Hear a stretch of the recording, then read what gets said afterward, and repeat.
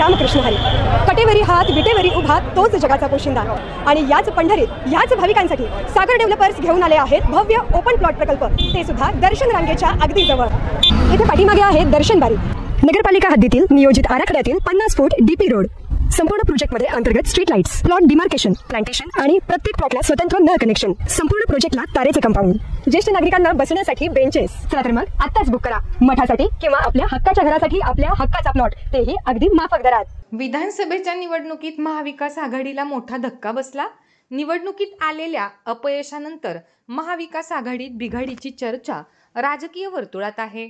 यातच हिवाळी अधिवेशनाच्या दरम्यान नागपूरमध्ये उद्धव ठाकरे यांनी मुख्यमंत्री देवेंद्र फडणवीस यांची भेट घेतली होती.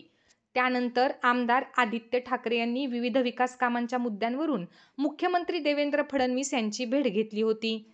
त्यामुळे राज्याच्या राजकारणात वेगवेगळ्या चर्चा रंगल्या होत्या. तसेच राजकारणात काही मोठ्या घडामोडी घडणार का, याबाबत तर्कवितर्कांना उधाण आले होते. त्यानंतर आता उद्धव ठाकरे आणि मुख्यमंत्री देवेंद्र फडणवीस यांच्याबाबत आमदार रवी राणा यांनी मोठा दावा केला आहे. उद्धव ठाकरे आणि देवेंद्र फडणवीसांची छुपी रणनीती सुरू आहे, असं मोठं विधान रवी राणा यांनी केलं. तसेच उद्धव ठाकरे हे लवकरच देवेंद्र फडणवीस यांचं नेतृत्व स्वीकारतील, असंही रवी राणा यांनी म्हटलं आहे. त्यांच्या या विधानामुळे राजकारणात पुन्हा एकदा चर्चांना उधाण आलं आहे. उपमुख्यमंत्री एकनाथ शिंदे यांचा पक्ष भाजपा लवकरच फोडेल, असं विधान शिवसेना ठाकरे गटाचे खासदार संजय राऊत यांनी केलं होतं. त्यांच्या या विधानाच्या संदर्भात बोलताना रवी राणा यांनी म्हटलं की संजय राऊत यांना कल्पना नाही, याआधीही त्या अंधारात होते आणि आताही त्या अंधारात आहेत. कारण आता उद्धव ठाकरे यांची देवेंद्र फडणवीस यांच्याबरोबर छुपी रणनीती सुरू आहे.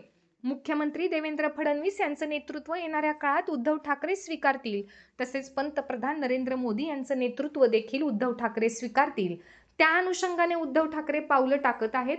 त्यामुळे संजय राऊतांनाच अचानक मोठा धक्का बसेल आणि उद्धव ठाकरे देखील भाजपाबरोबर दिसतील, असा मोठा दावा रवी राणा यांनी केला आहे. रवी राणा पुढे म्हणाले, एकनाथ शिंदे यांना मुख्यमंत्री करण्यासाठी देवेंद्र फडणवीस यांनी स्वतः उपमुख्यमंत्री पद स्वीकारलं होतं. देवेंद्र फडणवीस यांच्यासारखा नेता 2 पावलं मागे येऊन मुख्यमंत्री पद सोडून उपमुख्यमंत्री पद स्वीकारतात.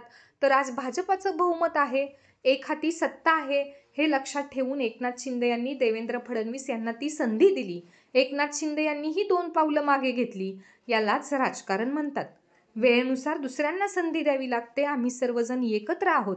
त्यामुळे संजय राऊत यांनी काहीही टीका करू नये, असं म्हणत रवी राणा यांनी संजय राऊत यांच्यावर टीका केली.